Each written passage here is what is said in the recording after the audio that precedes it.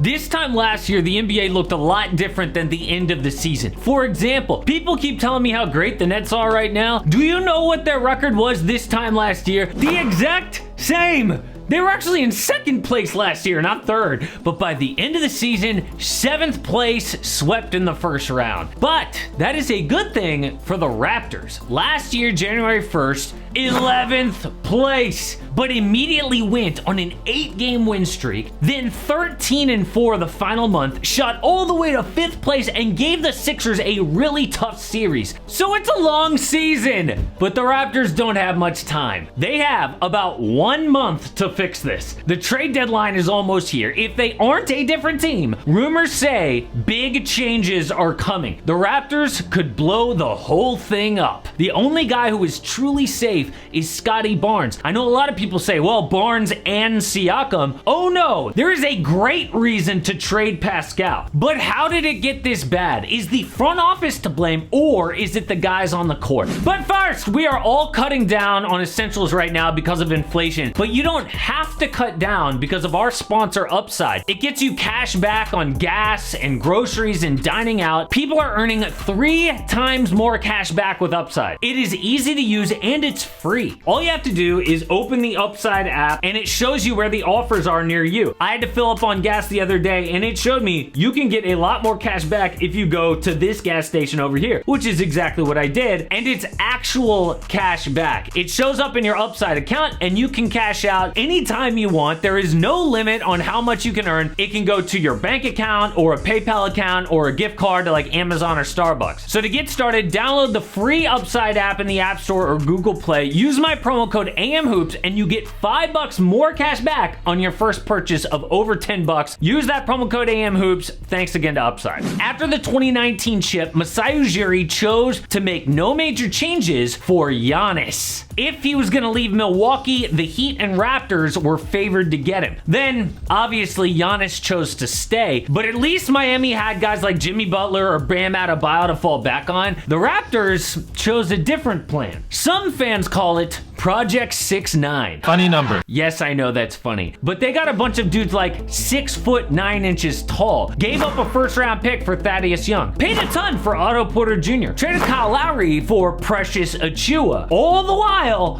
guards who would have really balanced their roster were up for grabs. Malcolm Brogdon, Kevin Huerter, for example. Now, they have a bunch of dudes who are kind of redundant with no real center or three-point shooting. So I know everyone loves the Raptors front office drafting Scotty Barnes, Christian Koloko, nice, but they're not perfect. Neither is Nick Nurse. He's supposed to be a genius, won the title, coach of the year, but what I'm about to show you is a problem. They've had injuries. Okay, every team has injuries, but last year the big issue was half-court offense. This year, they are second to last in half-court points per play. How has nothing changed? The fact that Nick Nurse hasn't cooked up anything reliable outside of Pascal Siakam is awful. Look at the top isolation team in the league. Dallas Mavericks. Makes sense. They have Luka. ISO ball works. So why are the Raptors 7th in ISO? They have no business being there. They don't have a guy like Luka. That is a bad decision by the coaching staff. But in the past, they have always relied on defense. That's one thing Project 6'9" gave them. This year, they allow teams to shoot almost 49% against them. Right down there with the Pistons and Spurs. So what can they do? Blow the team up. And I'm not just saying that. There are rumors about it every single day. But that's not what the Raptors do. Why would they tank? Ah yes, Victor Wembanyama. Get the L for V-Dub. Loserama for Wembanyama. Okay, I'll stop.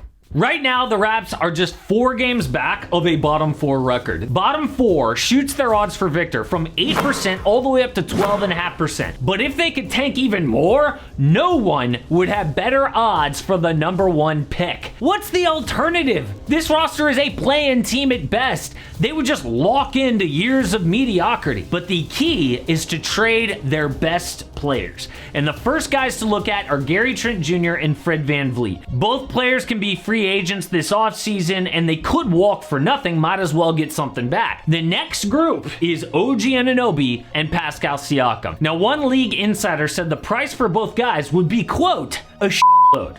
Nice. OG is a legit defensive player of the year candidate, above average shooter on a team-friendly deal. Pascal is all NBA material. That's why fans want to keep him and build around him, but that makes no sense. If the Raptors go all into tank, get a bunch of young assets, keep Scotty Barnes, how does Pascal fit? Dude is 28 years old, middle of his prime. He doesn't fit that timeline. If Toronto goes this route, the tanking route, Pascal deserves to go somewhere to compete for a chip. So what are the potential trades to pull this off? Let's start with the Heat get Fred VanVleet and Gary Trent Jr. The Raptors get D'Lo, Nikola Jovic, the Heat's 2023 first. The Wolves get Kyle Lowry and Kyle Guy. This is really close to a trade that Bill Simmons proposed, and I love it. The Raptors get Jovic, who's been one of the best young surprises in the league. They get a first for Gary Trent, which is a good price. They clear a ton of cap space for the summer. The Wolves basically flip D'Lo for Kyle Lowry, who's a huge upgrade. First, he's got playoff experience. D'Lo was benched late in the playoffs. He was so bad. And Lowry's a leader. Ever since they've traded Pat Bev, Minnesota needs a voice. The Heat need a trade like this, obviously, and they replace Lowry with VanVleet and get Gary Trent shooting. But what about OG? Perfect for any contender. Dude can guard like Jason Tatum or Kevin Durant in the East. He can handle a Luka or Kawhi in the West. So you have to give up a ton. This will take a desperate team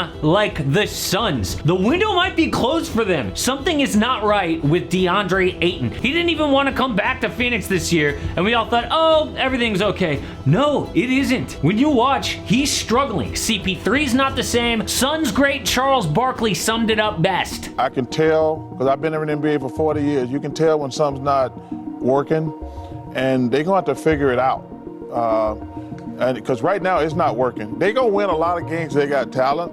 But they're not even close to being a championship contender anymore. Not even close? So the Suns have to get OG. The Raptors get Jay Crowder, Josh Okogie, Cam Johnson, and 3 unprotected firsts. Yeah, the Suns are in 8th place. But imagine if they got OG, another wing defender with Mikal Bridges in a West that's up for grabs. Like, let's say the Clippers are healthy. They're maybe the #1 contender, right? If healthy. OG and Mikal Bridges is a good 1-2 punch against Kawhi and PG. Then you got Devin Booker, DeAndre Ayton doing their thing on offense, CP3 running the show. Toronto does this because 3 unprotected firsts is the cost of a young star. It's what the Spurs got for DeJounte Murray. But we all know Pascal Siakam would be the mother load. The Raps are looking for a Donovan Mitchell, Rudy Gobert type trade, something to boost their rebuild into overdrive. But the only realistic teams are A, somewhat contenders, and B, have a great young player and picks. So the list is the Blazers, the Grizz, the Pacers,